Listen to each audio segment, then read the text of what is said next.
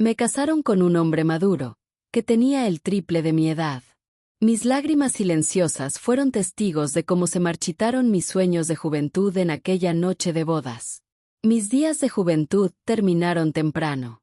Nací en una calurosa mañana de enero de 1953, en el pequeño pueblo de Santa Magdalena Jicotlán, en el Valle del Mezquital, tierra de músicos y compositores que narran historias como la mía. Me pusieron por nombre Silvia, quizá presintiendo el camino que me esperaba. Nuestra casa de adobe se encontraba al final de un sendero de tierra colorada, con un portal donde mi padre, don Cipriano, colgaba su sombrero al regresar del campo. Éramos 7 en total, mis padres, yo, 3 hermanos y 2 hermanas. El piso era de tierra apisonada, las paredes irregulares estaban recubiertas con cal que mi madre blanqueaba antes de las fiestas decembrinas, dando dignidad a nuestra humilde morada.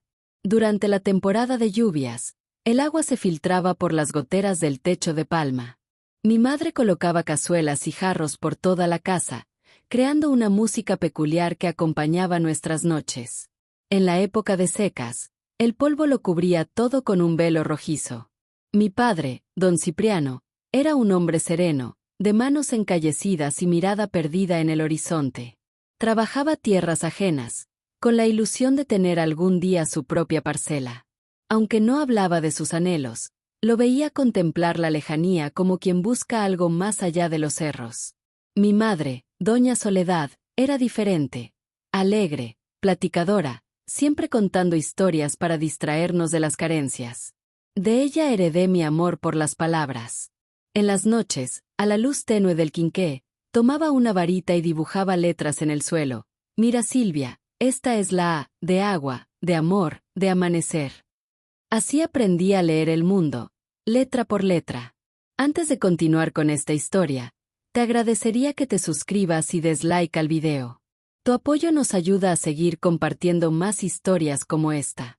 Sigamos. A los 7 años me inscribieron en la única escuela del pueblo. Era un cuarto improvisado en la casa parroquial, donde la maestra Refugio daba clases a niños de todas las edades. Ella me regaló mi primer cuaderno, un tesoro que guardé con cariño. En esas hojas amarillentas comencé a plasmar mis sueños. La maestra Refugio fue quien primero me hizo creer que podía ser algo más que esposa y madre.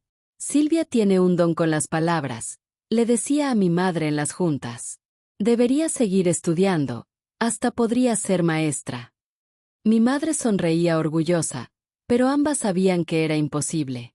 Las niñas como yo solo estudiábamos lo básico, leer la Biblia, hacer cuentas sencillas y, sobre todo, aprender a llevar una casa. Los días transcurrían entre la escuela, los quehaceres y los juegos en el arroyo que cruzaba las tierras de don Macario, el hacendado más próspero de la región. Con mis hermanas y otras niñas jugábamos a la comidita, usando tiestos rotos como platos y hojas como alimentos.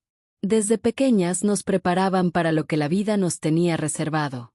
Los domingos asistíamos a misa en la iglesia blanca del pueblo. Era cuando todas las familias se reunían, mujeres de un lado, hombres del otro.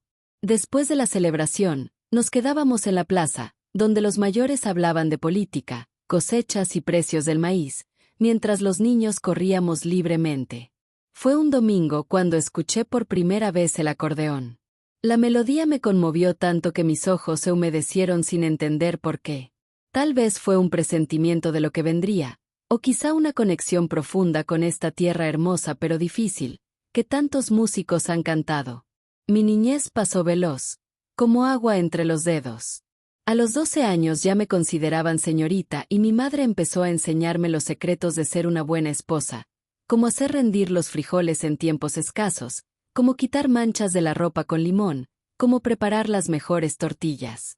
Aprende bien, Silvia, porque esto te dará tu lugar en el mundo, me decía mientras me enseñaba a bordar servilletas los domingos por la tarde.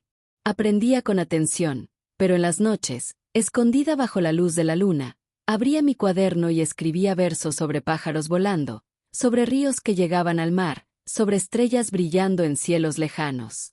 Eran mis pequeños momentos de libertad, mi forma de decir que, aunque aceptaba mi destino, había algo en mí que anhelaba más. A los 14 años tuve que dejar la escuela. No había secundaria en el pueblo y me necesitaban en casa. Mi madre esperaba otro bebé a sus 40 años, un embarazo complicado que la mantuvo en cama varios días. Me encargué de muchas de sus tareas: lavar en el arroyo, hacer la comida, cuidar a mis hermanos pequeños. La niña que soñaba con libros y palabras se fue transformando en una muchacha del campo, de manos ásperas y mirada cansada. Pero en las noches de luna llena, cuando todos dormían, me sentaba en el portal y miraba las estrellas, imaginando cómo sería el mundo más allá de estos cerros. Fue entonces cuando empecé a notar cómo me miraban los hombres en la plaza o en misa. Mi cuerpo había cambiado. Mi madre también lo notó y comenzó a hablarme más claramente sobre lo que ella llamaba el destino de las mujeres. Pronto vendrá alguien a pedirte matrimonio, Silvia, un hombre trabajador, si Dios quiere, que pueda darte una vida digna. Escuchaba en silencio, sintiendo una mezcla de inquietud y curiosidad. El matrimonio parecía lejano y, sin embargo, tan inevitable como la siguiente temporada de lluvias. A los 15 años ayudé a mi madre cuando nació mi hermano menor, don Asiano. Fue un alumbramiento difícil que duró casi 2 días. La partera del pueblo ya se había rendido, diciendo que necesitábamos traer al doctor de San Juan del Río, a casi 30 kilómetros. Pero no había tiempo ni recursos. Silvia, me dijo mi madre entre quejidos, si algo me pasa, prométeme que cuidarás de tu padre y tus hermanos. No digas eso, mamá, estarás bien, le respondí tomando sus manos, aunque por dentro temblaba de miedo. Pasé la noche en vela, rezando todas las oraciones que conocía, prometiendo a todos los santos ser la mejor hija, la mejor hermana, la más devota, si mi madre se salvaba. Al amanecer, mi hermanito llegó al mundo, pequeñito y frágil, pero con vida. Mi madre sobrevivió, aunque quedó muy débil. Durante meses me hice cargo de la casa y de todos. Mi padre pasaba más tiempo en la milpa, quizá evitando enfrentar la posibilidad de perder a su compañera de tantos años. Fue en ese tiempo cuando verdaderamente maduré. Ya no había espacio para sueños ni cuadernos escondidos. La realidad exigía toda mi atención, todo mi esfuerzo para cuidar de mi familia. Cuando mi madre se recuperó, algo había cambiado en mí. Había comprendido la fragilidad de la vida, el peso de las responsabilidades, el valor de cada día juntos. Y así llegué a mis 16 años, en junio de 1969, cuando mi vida daría un giro inesperado. Las fiestas de San Juan siempre han sido las más alegres de nuestro pueblo. Las casas se adornaban con papel picado, el aroma a elotes y tamales llenaba las calles, y las fogatas iluminaban la noche, dibujando sombras en las paredes de adobe. Ese año, mi madre me había hecho un vestido nuevo, con retazos de tela floreada que había guardado por años. Para que luzcas bonita en la fiesta, me dijo con una sonrisa cómplice. Entendí lo que significaba. Había llegado el momento en que podría encontrar pretendiente. La plaza de Santa Magdalena Jicotlán resplandecía aquella noche festiva. Los músicos interpretaban sones y huapangos en diferentes esquinas mientras las parejas danzaban con gran entusiasmo. Mi padre se reunió con otros señores para jugar dominó y compartir un trago de mezcal. Mi madre, cargando al pequeño don Asiano, se acercó a platicar con las comadres. Mis hermanos corrieron hacia los juegos y los puestos de antojitos mexicanos.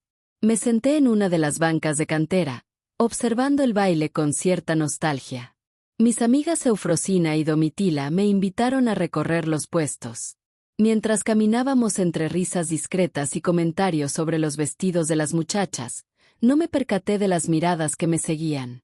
Fue Domitila quien lo notó primero. El acordeonista no deja de mirarte, me susurró Eufrosina al oído. Volteé con disimulo hacia donde señalaba. Un joven tocaba el acordeón en el templete de los músicos. Aparentaba unos 20 años, con cabello negro que le caía sobre la frente y una sonrisa serena mientras sus dedos danzaban sobre el instrumento. Nuestras miradas se encontraron por un instante y sentí que mis mejillas se encendían. Es Isauro Mondragón, sobrino de don Manuel del Almacén, explicó Eufrosina. Dicen que toca con los grandes grupos en las ferias de San Juan del Río. Intenté no mirarlo más, pero había algo en el que me atraía sin remedio. Cuando la música hizo una pausa, lo vi acercarse hacia nosotras. Eufrosina y Domitila se alejaron entre risitas, dejándome sola. Buenas noches, dijo con una voz tan melodiosa como su música. Espero que esté disfrutando las melodías. Son muy hermosas, respondí sin levantar la mirada. Me llamo Isauro Mondragón, pero todos me dicen simplemente Isauro. Soy Silvia, hija de don Cipriano, contesté. Silvia, repitió, como saboreando cada letra. Un nombre tan dulce como quien lo porta. Sonreí tímidamente, sin saber qué decir. Nunca había conversado así con un joven antes. ¿Le gustaría dar un paseo por la plaza?, preguntó, ofreciéndome cortésmente su brazo. Miré alrededor, preocupada. Mi madre. Podemos quedarnos donde todos nos vean, sugirió, entendiendo mi inquietud. No quisiera causarle ningún problema. Acepté y caminamos despacio por el perímetro de la plaza, siempre a la vista de todos.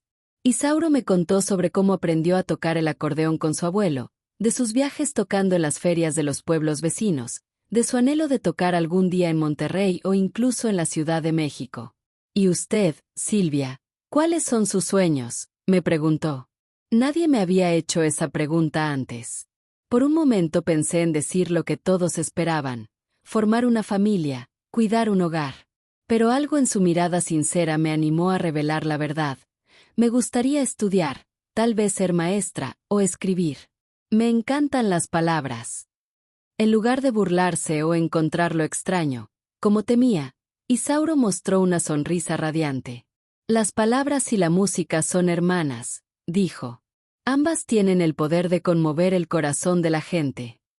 La conversación fluyó con tanta naturalidad que perdí la noción del tiempo.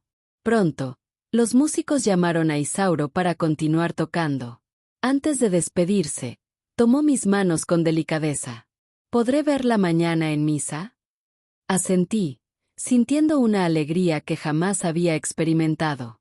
Regresé con mi familia sintiendo que algo extraordinario había sucedido, como si se hubiera abierto una ventana a un mundo nuevo.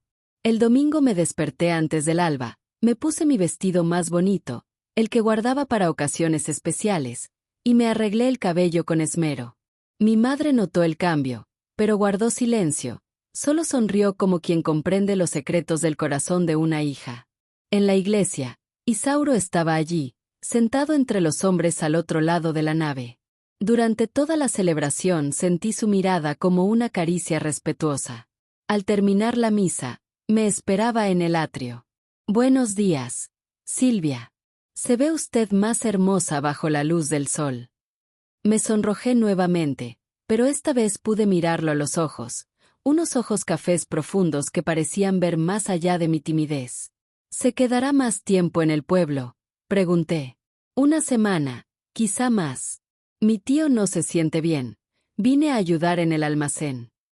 Caminamos juntos hasta la plaza, donde las familias se reunían después de misa. Isauro me presentó a su tío, don Manuel, quien me saludó con mucho respeto. Mi padre observaba desde lejos, con una expresión que mezclaba curiosidad y cierta preocupación. Esa tarde, Isauro visitó nuestra casa para pedirle formalmente permiso a mi padre para cortejarme, un gesto tradicional y respetuoso que agradó a mis padres. Mi padre, después de algunas preguntas sobre su familia y sus intenciones, dio su consentimiento con la condición de que siempre estuviéramos acompañados. Los días siguientes fueron los más felices de mi juventud. Isauro venía todas las tardes después de trabajar en el almacén y nos sentábamos en el portal de casa, siempre bajo la mirada atenta de mi madre o de alguna de mis hermanas. Conversábamos de todo, los libros que había leído en la escuela, los pueblos que él había visitado en sus viajes, nuestras ilusiones para el futuro. Fue en una de esas tardes tranquilas, mientras contemplábamos el cielo tornarse rojizo sobre el valle del Mezquital, cuando Isauro me compartió sus planes. He estado ahorrando para ir a Monterrey, me susurró discretamente. Tengo un amigo músico allá que puede presentarme a personas importantes del medio. Sentí una profunda inquietud al pensar en su partida.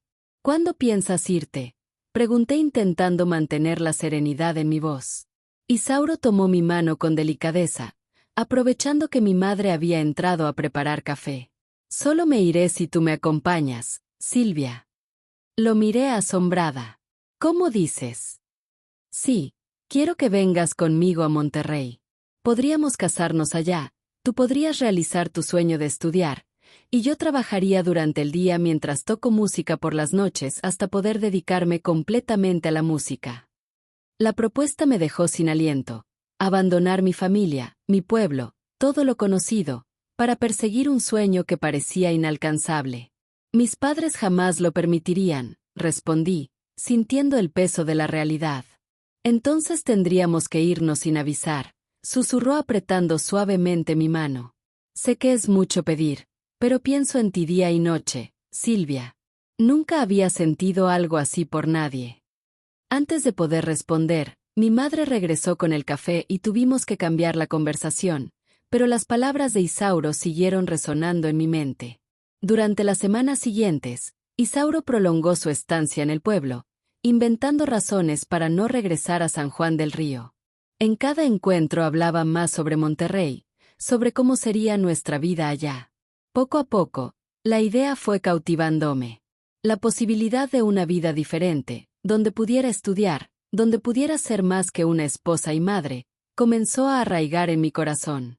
Una tarde, mientras estábamos cerca del arroyo con mi hermana presente, Isauro le ofreció dulces para tener un momento a solas. Me dio mi primer beso. Fue apenas un roce tierno, pero bastó para estremecerme por completo. Te quiero, Silvia, murmuró. Y te querré hasta el último de mis días. También te quiero, respondí con sinceridad. En solo 2 meses, ese muchacho de mirada soñadora había conquistado mi corazón inocente. Fue entonces cuando trazamos nuestro plan. Isauro había ahorrado lo suficiente para los boletos de autobús y un cuarto sencillo en Monterrey. Partiríamos a finales de agosto, durante las fiestas de San Miguel de las Flores, cuando mucha gente estaría viajando y nuestra ausencia sería menos notoria. Nos encontraremos a medianoche en la Capilla Antigua, camino a Santa María del Oro, indicó. De ahí caminaremos hasta la carretera principal para tomar el primer autobús a San Pedro Cholula y luego otro a Monterrey. Asentí, sintiendo una mezcla de temor y emoción. Las noches siguientes, comencé a guardar discretamente algunas prendas y mis escasas pertenencias personales. Escribí una carta para mis padres explicando mi decisión y pidiendo su perdón por la tristeza que les causaría. También guardé mi cuaderno de poemas y pensamientos, y el pequeño rosario de madera de mi primera comunión. Conforme se acercaba el día acordado, crecía en mí una inquietud que apenas podía disimular. Mi madre, siempre perspicaz, notó mi intranquilidad. ¿Te preocupa algo, hijita?, preguntó mientras lavábamos la ropa en el arroyo. No, mamá, solo no dormí bien anoche, contesté evitando su mirada. Ella dejó de lavar y me observó detenidamente. Isauro es un buen muchacho, Silvia, pero los hombres son como el viento. A veces llegan a nuestras vidas solo para inquietarlas y luego siguen su camino. Él no es así, mamá, él me quiere de verdad. Mi madre suspiró. Eso espero, hijita, porque el amor es lo único que hace llevadera la vida de una mujer en este valle. Sus palabras resonaban en mi mente. Había en ellas no solo una advertencia, sino también una especie de comprensión velada, como si entendiera mi anhelo de una vida diferente. El día anterior a la fecha acordada, Isauro vino a despedirse, fingiendo que regresaría a San Juan del Río por la mañana. Nos sentamos en el portal, intercambiando miradas discretas mientras conversábamos brevemente ante mi familia. Hasta pronto, Silvia, dijo al marcharse, enfatizando las palabras de una manera que solo yo comprendí. Hasta pronto, Isauro, respondí, sintiendo mi corazón acelerarse. Esa noche no pude conciliar el sueño. Repasé mentalmente cada detalle del plan, imaginando cómo sería nuestra vida en Monterrey, cómo sería despertar cada día junto a Isauro, cómo sería poder estudiar, quizá incluso convertirme en maestra como tanto hablaba la maestra Refugio. Cerca de las 11, cuando todos dormían, me levanté sigilosamente, me puse el vestido de fiesta que mi madre guardaba para San Juan, lo metí en una bolsa de manta y dejé la carta sobre mi almohada. Estaba por salir por la parte trasera cuando escuché un quejido proveniente del cuarto de mis padres. Era mi hermanito Donaciano, que dormía en una cunita junto a su cama. Los quejidos se transformaron en llanto y luego en gritos de dolor. Me quedé paralizada, dividida entre mi plan de partida y la preocupación por mi hermano. Los gritos se intensificaron y pronto mi madre se levantó, encendiendo el quinqué, con una expresión de angustia en su rostro. Silvia, gracias a Dios que estás despierta. Donaciano tiene mucha temperatura. Dejé mi bolsa tras la puerta y corrí a auxiliar a mi hermanito, que con solo 1 año, ardía en fiebre y temblaba sin control. Mi padre se levantó presuroso y fue a buscar al curandero del pueblo, pues no había médico cerca. Pasé las siguientes horas ayudando a mi madre a intentar bajar la fiebre de Donaciano. Don Antonio, el curandero, llegó cerca de las 2 de la madrugada, revisó a Donaciano, realizó sus curaciones y preparó un remedio amargo que logramos que el pequeño tomara poco a poco. Es una fiebre muy fuerte, dijo con su sabiduría ancestral, pero este niño es resistente, saldrá adelante. Mientras luchábamos por ayudar a Donaciano, me olvidé por completo de mi encuentro con Isauro. Solo cuando la fiebre cedió, cerca del amanecer, lo recordé. Me invadió la angustia al darme cuenta de que había perdido la noción del tiempo, que Isauro debió haber esperado en vano en la capilla antigua, que tal vez se había marchado sin mí, pensando que me había arrepentido. Pero no podía abandonar a mi familia en ese momento. Donaciano seguía delicado, mi madre exhausta tras una noche en vela. ¿Qué clase de persona sería si dejara a mi hermanito en ese estado? ¿Cómo podría dejar a mi madre enfrentar esto sola? Amaneció y con la luz del día llegó la certeza de que Isauro se había marchado. Mientras mecía a Donaciano en mis brazos, las lágrimas rodaban silenciosamente por mis mejillas, no solo por el amor que se alejaba, sino también por el futuro que había vislumbrado y que ahora parecía inalcanzable. En los días siguientes esperé alguna señal de Isauro. Quizá una carta, un mensaje, pero no llegó nada. Era como si se hubiera desvanecido de mi vida, llevándose consigo todas mis ilusiones. Donaciano se recuperó gradualmente. Mi madre, con esa fe inquebrantable que siempre la caracterizó, aseguraba que había sido obra de San Francisco, quien escuchó nuestras oraciones devotas. Mientras la escuchaba, sentía en mi corazón que tal vez el cielo mismo había intervenido para protegerme de una decisión precipitada. La vida tiene formas misteriosas de guiarnos. Unas semanas más tarde, cuando la melancolía ya pesaba en mi alma por no saber de Isauro, el destino me trajo un mensaje inesperado. Una señora, con ojos amables y voz dulce, regresaba de San Juan del Río con noticias que me hicieron temblar el corazón. Isauro, fiel a su música y a su sentir, había tocado su acordeón en la plaza, y entre melodía y melodía, le había confiado un mensaje para mí. Comprendía lo sucedido, su corazón no guardaba resentimiento alguno, y en lo más profundo de su ser, mantenía viva la esperanza de que nuestros caminos se cruzaran nuevamente. Sus palabras fueron como un bálsamo para mi espíritu inquieto. Isauro no solo no me había abandonado, sino que había entendido mi situación con una madurez que me conmovió. Quizás el destino, en su infinita sabiduría, nos reuniría de nuevo, pero la vida, como una maestra severa, tenía otros planes que yo aún no podía imaginar. Octubre se presentó como un mes de contrastes, trayendo consigo vientos secos que arrastraban hojas y esperanzas por igual, mientras la promesa de lluvia se alejaba hasta diciembre. La ausencia de agua temprana significaba que la cosecha sería magra, y el murmullo preocupante de las familias del pueblo no se hizo esperar. Muchos contemplaban enviar a sus hijos mayores a la Ciudad de México, donde las fábricas prometían al menos un sustento seguro. Mi padre, ese hombre fuerte que siempre había sido un roble en mi vida, ahora mostraba el peso de las preocupaciones en su rostro curtido por el sol y los años. En las noches, lo observaba sentado en el portal, su figura recortada contra el cielo estrellado, fumando su pipa modesta mientras sus pensamientos parecían perderse en el horizonte. Había aprendido a reconocer esa expresión con el paso de los años. Era el rostro de un padre que cargaba sobre sus hombros el peso de mantener a su familia con dignidad. Una de esas noches, armándome de valor, me senté junto a él. El silencio entre nosotros era cómodo, familiar, mientras la brisa nocturna nos regalaba un respiro del calor sofocante del día. Papá, me aventuré a decir finalmente, con la voz suave pero decidida, si quieres puedo buscar trabajo en la ciudad. La fábrica de textiles de San Juan del Río está contratando muchachas. Mi padre, con esa sabiduría que solo dan los años y el amor, dio una larga bocanada a su pipa antes de responderme. Ese no es lugar para una señorita decente, Silvia. En esas fábricas, se oyen historias. La preocupación en su voz era palpable. Pero nos vendría bien el dinero y yo me cuidaría mucho, papá. Sus ojos, al mirarme, reflejaban una mezcla de orgullo paternal y tristeza profunda. Eres una buena hija, Silvia, siempre lo has sido. Pero no te preocupes, Dios nos abrirá un camino. Aunque no insistí más esa noche, la idea de poder ayudar económicamente a mi familia seguía dando vueltas en mi cabeza como un torbellino incesante. Quizás era mi manera de redimirme por la angustia que casi les causó al planear mi escape con Isauro. El destino, sin embargo, tenía sus propios planes. Una semana después, mi padre llegó a casa más temprano de lo habitual, pero no venía solo. Lo acompañaba don Macario Quiñones, una figura imponente en nuestra comunidad, uno de los hacendados más prósperos del municipio.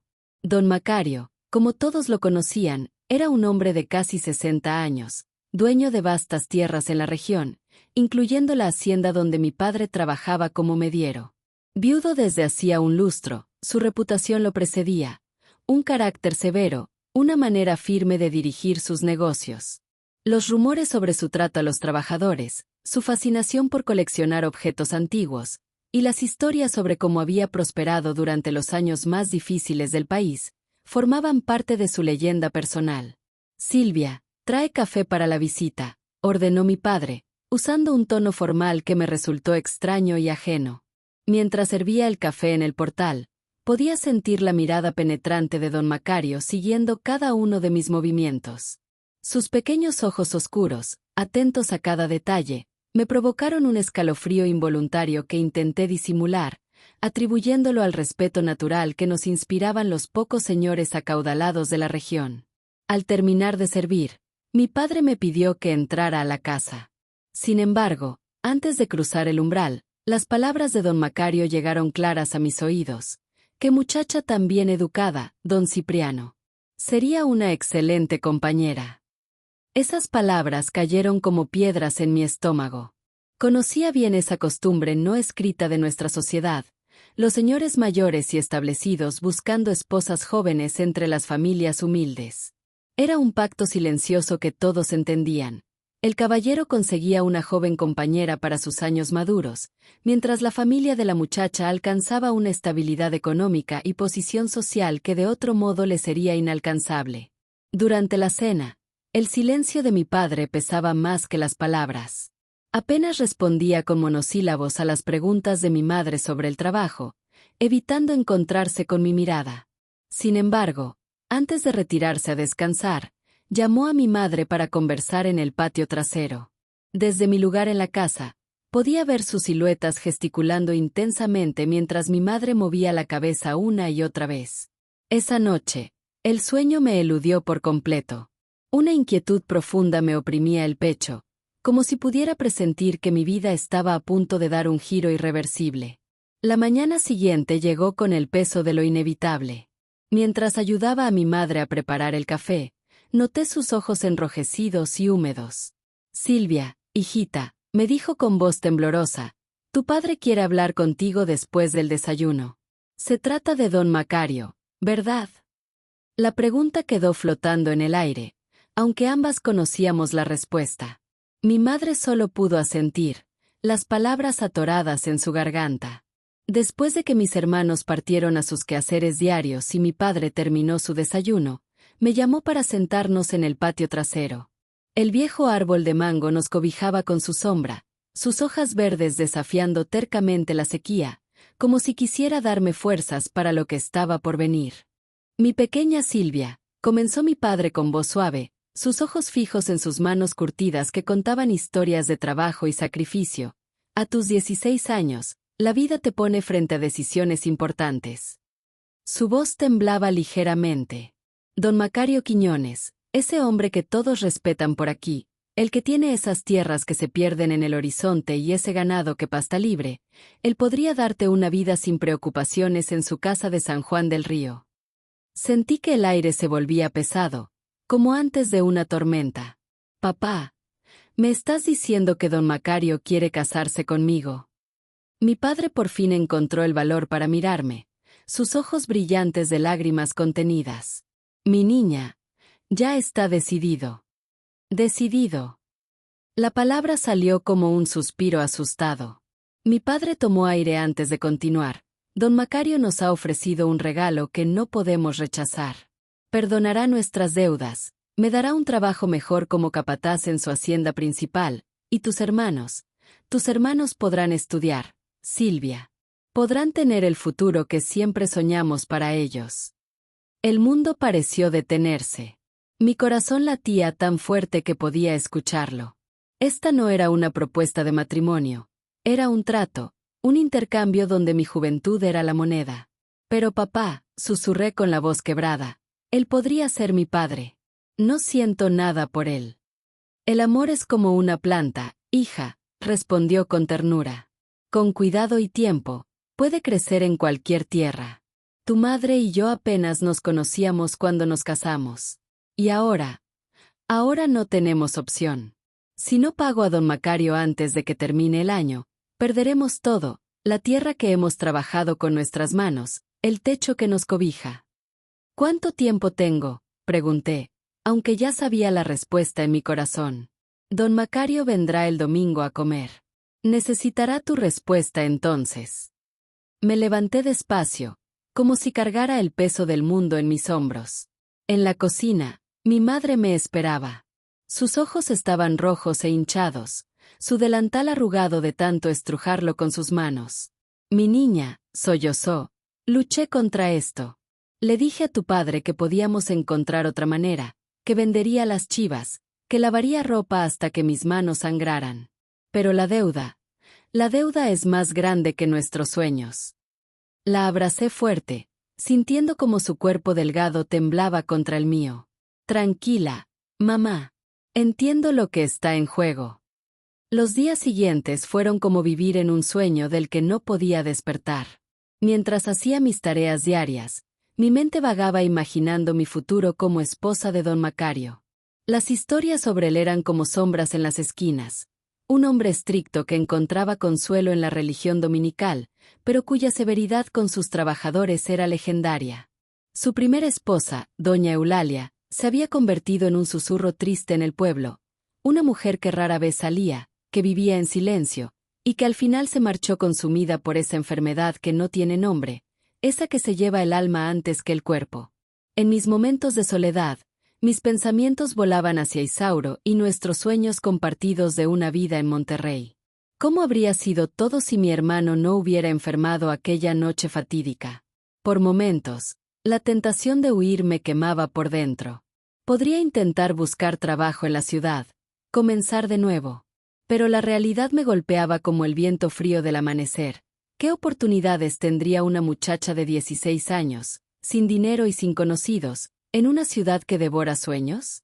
Y más importante aún, ¿cómo podría vivir sabiendo que mi escape condenaría a mi familia a la miseria? El domingo llegó, implacable como el sol del Valle del Mezquital. Don Macario apareció puntualmente a las 11, su camioneta verde olivo, un símbolo de su poder en nuestra región, levantando polvo en el camino. Vestía como un señor de ciudad, traje de lino claro, corbata impecable, sombrero fino. Venía a cerrar un trato, y yo era la mercancía. Mi madre, con el amor y la dignidad que siempre la caracterizaron, preparó lo mejor que pudimos ofrecer: mole poblano, frijoles refritos, arroz rojo y tortillas recién hechas. Hasta sacó el mantel de Navidad, sus bordados festivos pareciendo una burla cruel en este día sombrío. Durante la comida, don Macario habló sin parar de su hacienda, de sus planes para el ganado, de cómo estaba renovando la casa en San Juan del Río. Hablaba de mi futuro hogar como quien describe una transacción comercial, sin mencionar una sola vez el amor o la felicidad. Después de comer, pidió hablar conmigo a solas en el portal. Mi padre, al dejarnos, me dirigió una mirada que era tanto súplica como orden. En la mecedora, don Macario parecía aún más imponente. Las arrugas profundas en su rostro contaban historias de años y decisiones, y su loción mezclada con tabaco creaba un aroma que me mareaba. Silvia, comenzó con su voz grave y pausada, tu padre debe haberte contado sobre mi propuesta. Sí, señor, respondí apenas audible. Te he observado. Eres una jovencita con talento y respeto por las tradiciones, de buena familia. Serías una excelente compañera para mis años venideros. Intenté controlar el temblor de mi voz mientras él continuaba. Tu padre está en una situación difícil, Silvia. Las sequías han sido crueles, las plagas despiadadas. Solo un milagro, o mi ayuda, pueden salvarlo de perderlo todo. Lo sé, don Macario, susurré. Mi padre me lo explicó. Entonces entenderás que esto es una oportunidad única, continuó. Como mi esposa, tendrás todo lo que una mujer puede desear. Una casa confortable, sirvientes, ropa nueva. Podrás ayudar a tu familia cuando lo necesiten. Hizo una pausa, como esperando mi gratitud. Yo solo podía mirar mis manos, que no dejaban de estrujar la tela de mi vestido. No espero que sientas amor por mí ahora, Silvia, dijo con una honestidad que casi agradecí. Sé que mis años no despiertan el tipo de amor que una jovencita sueña, pero te prometo respeto, una vida digna, y quizás, con el tiempo, algo parecido al cariño florezca entre nosotros. Cuando levanté la mirada, me encontré con sus ojos firmes y decididos. No había en ellos nada de la dulzura soñadora que brillaba en los de Isauro, ni la promesa de aventuras compartidas. Era la mirada de alguien acostumbrado a que sus órdenes fueran ley, a que sus deseos fueran mandatos. ¿Qué sucederá si me niego? Pregunté, en un último intento de valentía. El rostro de don Macario se tornó severo. Sería una decisión poco sensata, señorita.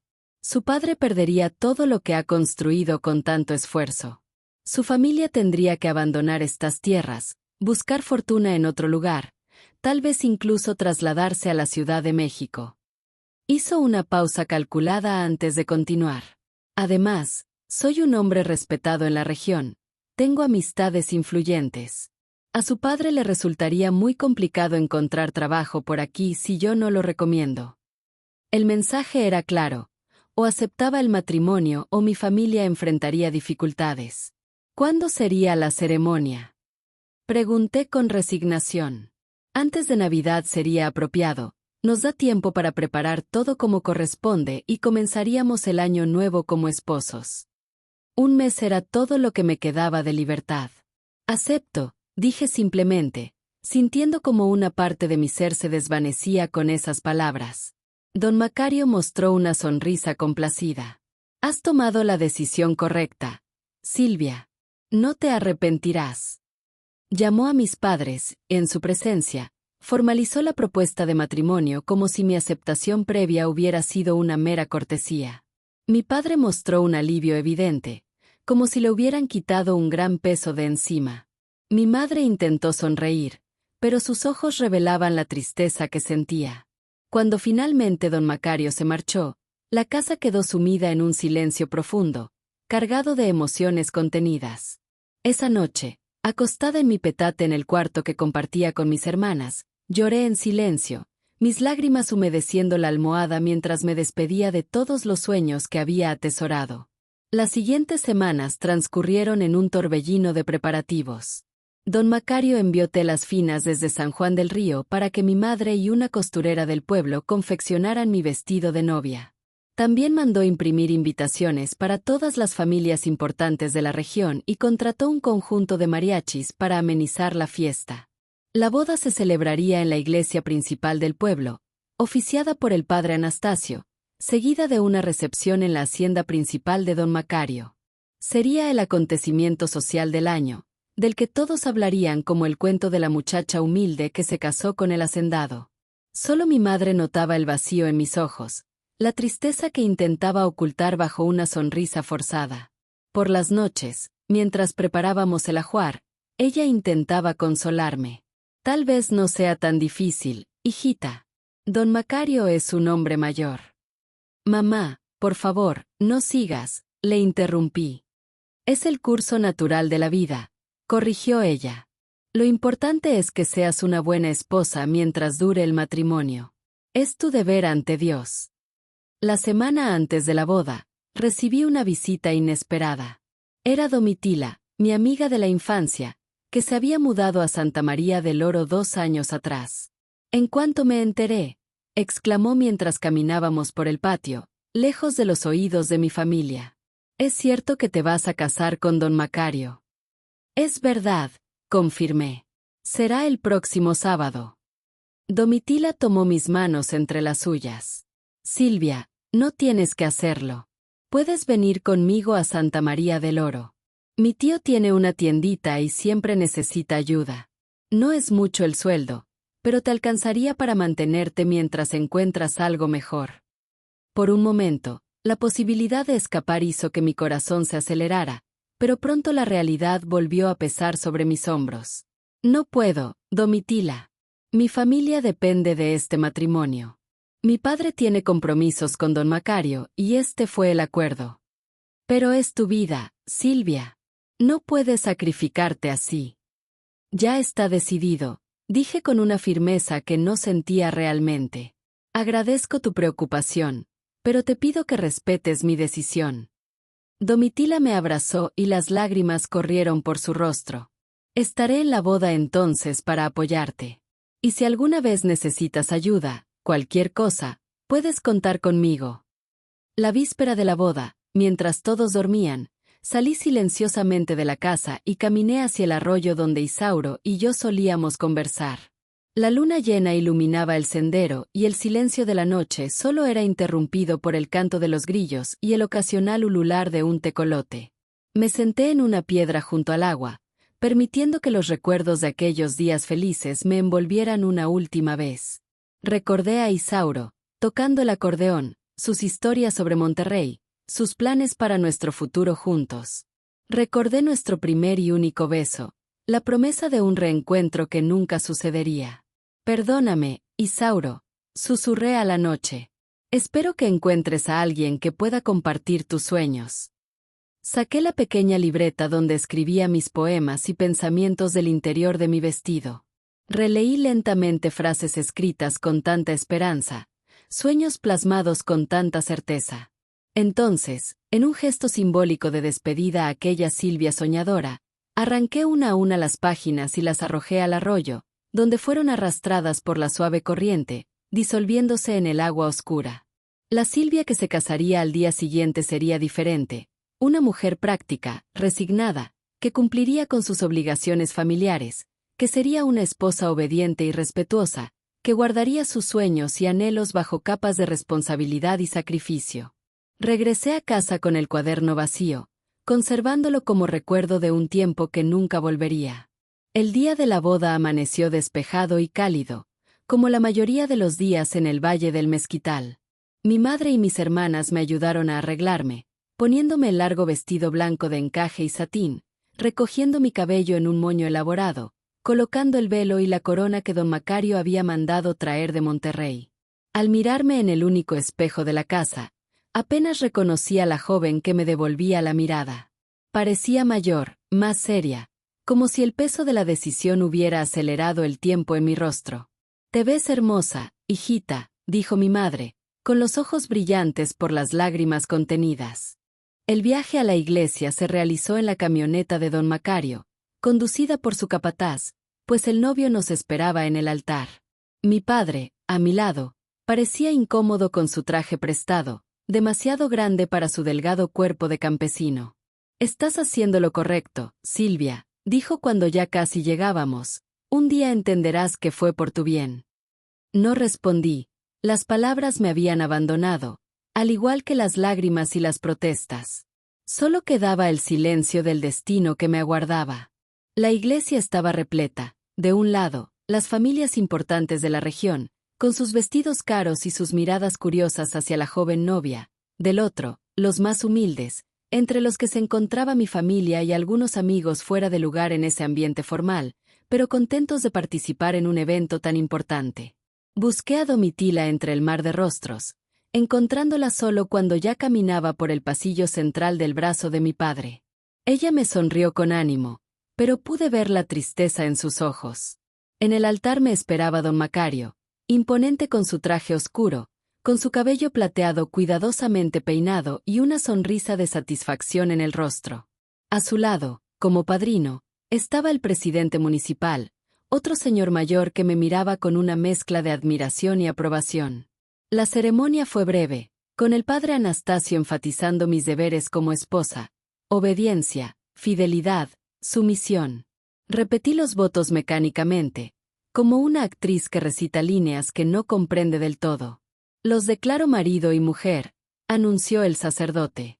Lo que Dios ha unido, no lo separe el hombre.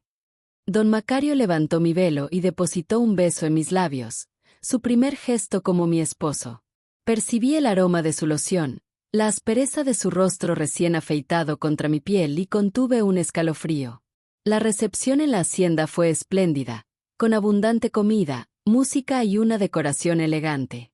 Me moví entre los invitados como una sombra, sonriendo automáticamente, agradeciendo las felicitaciones que a mis oídos sonaban como palabras de consuelo. Cuando la fiesta estaba en su apogeo y muchos invitados comenzaban a retirarse, don Macario me apartó de la multitud, hacia la casa principal. «Es hora de retirarnos, esposa», dijo con un tono que me provocó inquietud. Me despedí rápidamente de mis padres y hermanos, que regresaban a casa esa noche. Mi madre me abrazó largamente, susurrándome al oído: «Ánimo, hijita. Dios nunca nos da una carga mayor de la que podemos soportar». La recámara principal de la casa grande era espaciosa y lujosa en comparación con lo que estaba acostumbrada. Una cama matrimonial dominaba el centro, cubierta con sábanas blancas bordadas a mano. Un crucifijo colgaba en la pared sobre la cabecera, como si el Señor fuera testigo silencioso de lo que allí ocurriría. «Te daré unos minutos para que te prepares», dijo don Macario, retirándose a una habitación contigua.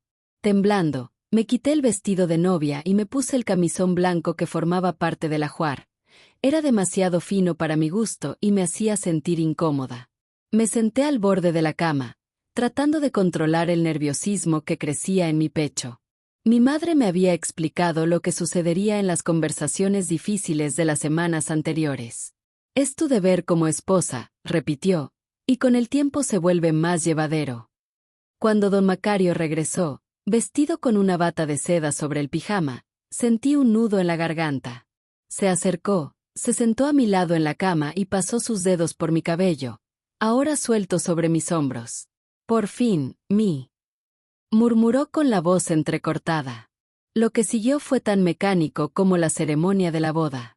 Cerré los ojos y pensé en otras cosas: el arroyo durante la temporada de lluvias, las historias que contaba mi madre, las melodías que Isauro tocaba en el acordeón. Mi cuerpo estaba allí, cumpliendo su papel de esposa, pero mi mente vagaba lejos, buscando refugio en los recuerdos de días más felices. Cuando todo terminó y don Macario se quedó dormido a mi lado, me permití derramar una única lágrima que corrió silenciosamente por mi rostro y se perdió en la almohada. Fue la última lágrima que me permitiría derramar por aquello que no podía cambiar. A partir de ese día, sería Silvia Quiñones de Macario, esposa de don Macario Quiñones, señora de la hacienda El Mezquite. El resto, mis sueños, mis deseos, mi primer amor, quedarían guardados tan profundamente en mi corazón que ni siquiera yo podría encontrarlos fácilmente.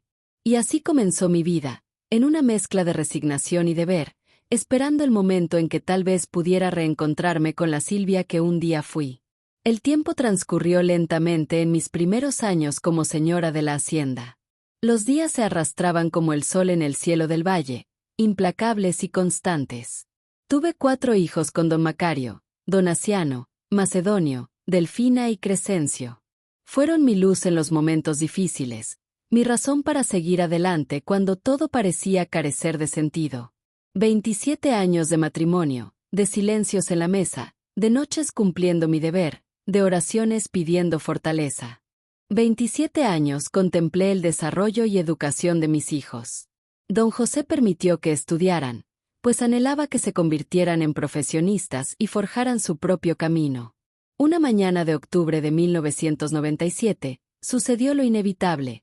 Don José partió de este mundo mientras dormía, a los 87 años, debido a un padecimiento del corazón. No hubo oportunidad de despedirnos. Simplemente cerró sus ojos para siempre, dejándome viuda a los 44 años, con sentimientos encontrados que ni yo misma comprendía. El velorio fue solemne, como correspondía a un hombre de su posición. Todo San Pedro Cholula acudió a presentar sus respetos. Mantuve la compostura como la viuda que era, recibiendo las condolencias con dignidad y serenidad. Mis hijos, ya mayores, permanecieron a mi lado, tan formales y correctos como su padre les había enseñado.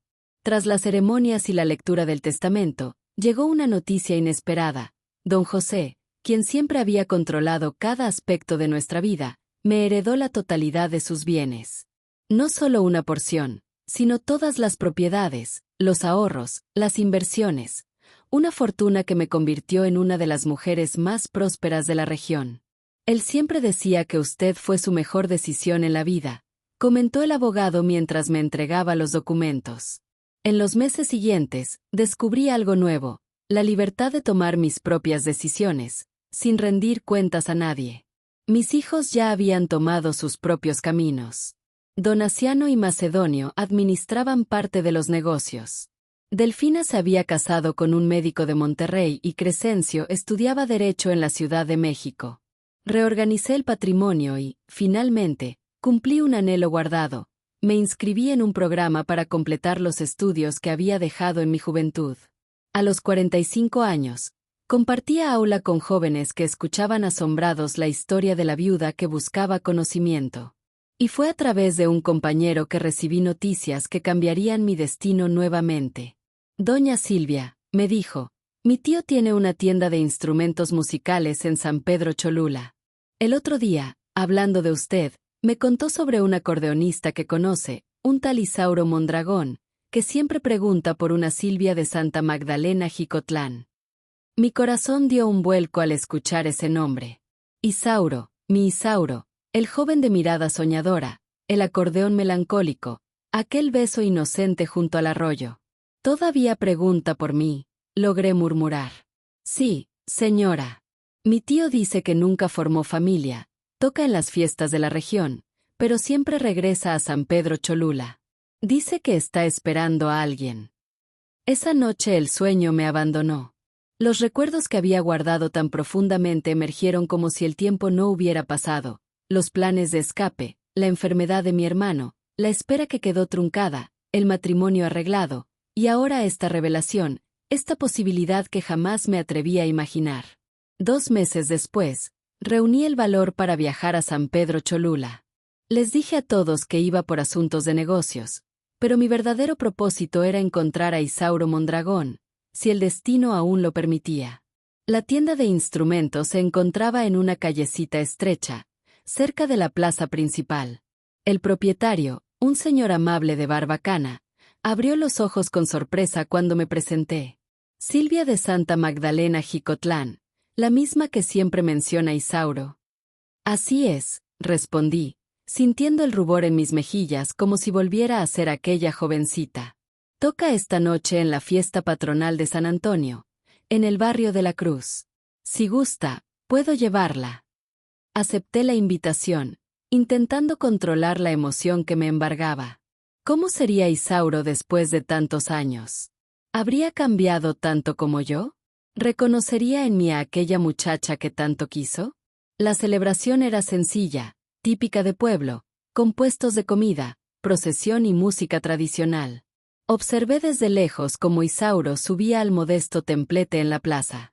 Estaba más maduro, naturalmente, con el cabello plateado y las marcas del tiempo en su rostro, pero sus ojos conservaban ese brillo especial que me había cautivado hacía más de 2 décadas. Cuando comenzó a tocar Paloma Blanca, las lágrimas rodaron por mis mejillas. Era nuestra melodía, la que me conmovió la primera vez que la escuché, como un presagio de todo lo que vendría. Al terminar su presentación, me armé de valor y me acerqué. Guardaba su acordeón en el estuche cuando me vio. Se quedó inmóvil, como si contemplara una aparición. ¿Silvia?, preguntó con voz temblorosa. Isauro, respondí simplemente. Nos quedamos ahí, mirándonos el uno al otro, mientras el mundo a nuestro alrededor parecía desvanecerse. Sin mediar más palabras, me abrazó con ternura, como si temiera que fuera a desaparecer. Te esperé, susurró. Todos estos años. Lo sé, respondí. Perdóname. Esa noche caminamos por la plaza vacía, compartiendo las historias de nuestras vidas separadas.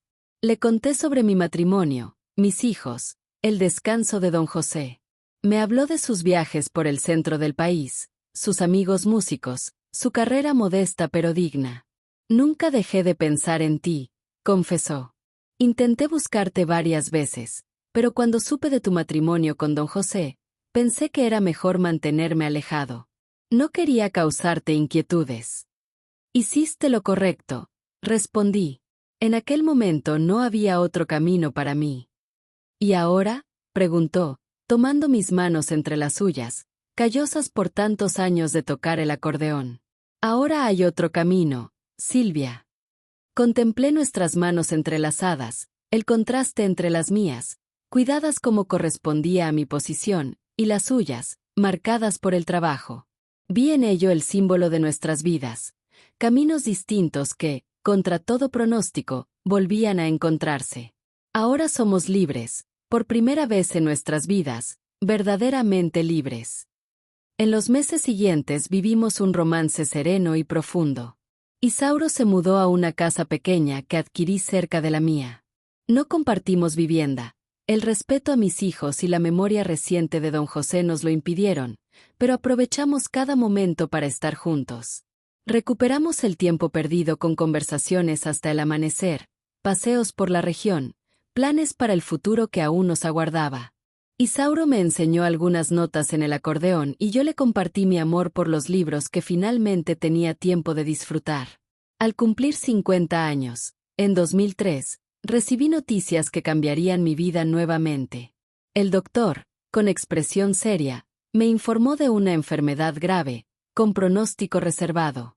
¿Cuánto tiempo?, pregunté con una calma que me sorprendió. 6 meses, quizá un año, con tratamiento intensivo. Lo lamento, doña Silvia.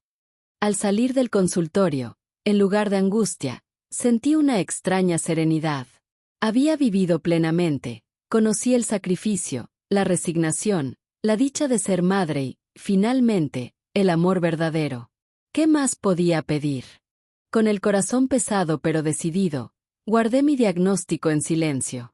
No podía permitir que el dolor de la noticia nublara el juicio necesario para proteger a mis seres queridos. Meticulosamente, como quien borda un último lienzo, organicé cada detalle del futuro que ya no compartiría. Mis hijos recibirían su herencia, e Isauro, mi amor recién encontrado, tendría un respaldo para continuar su vida sin preocupaciones materiales. Las palabras se me atoraron en la garganta cuando finalmente reuní el valor para confesárselo a Isauro. Sus ojos, esos que tanto había añorado, se llenaron de lágrimas mientras suplicaba: busquemos otras opiniones médicas, tratamientos alternativos.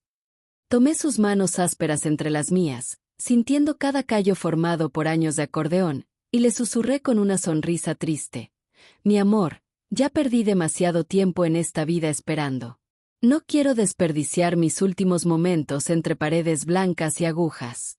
Quiero vivirlos intensamente, a tu lado, respirando cada segundo como si fuera eterno. Su abrazo fue un refugio, un intento desesperado por detener el tiempo con la fuerza de su amor. Le prometí luchar, pero a mi manera, viviendo.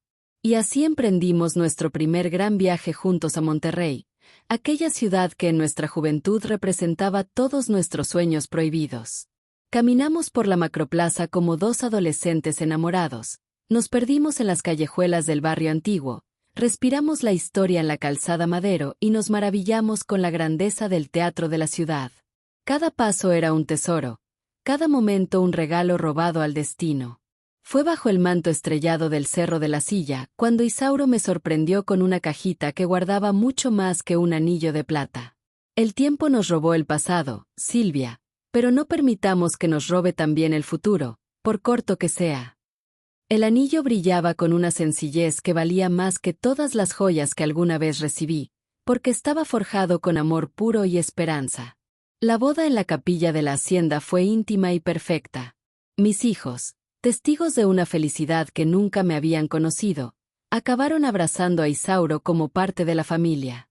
Mi Delfina, con esa sabiduría que siempre la caracterizó, me dijo después: «Mamá, tus ojos brillan como nunca». Le respondí con la verdad más profunda que había aprendido: «Hija, el amor llega cuando debe llegar, ni antes ni después». Y entonces ocurrió lo inexplicable. Los meses pasaban y mi salud, en lugar de deteriorarse, parecía fortalecerse con cada sonrisa compartida, con cada melodía de acordeón.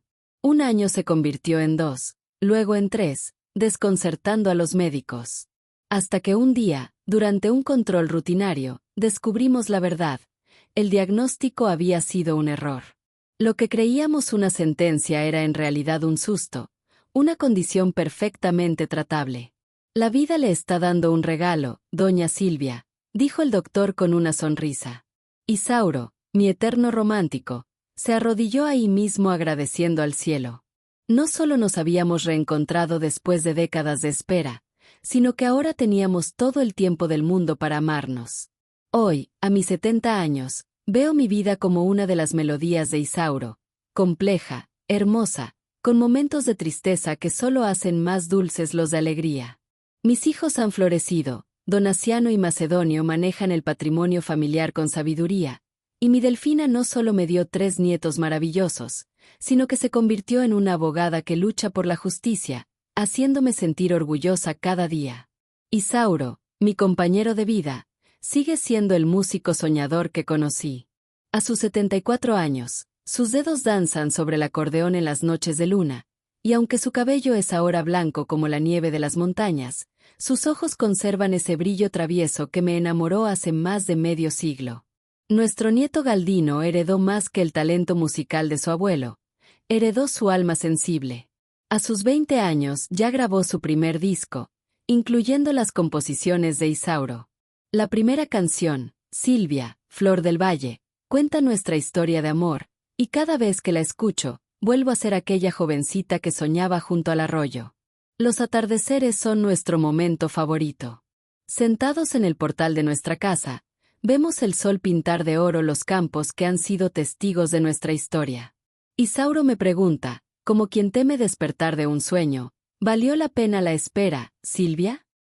Y yo, apretando su mano con la certeza que solo da el amor verdadero, respondo: cada instante, mi amor, cada instante.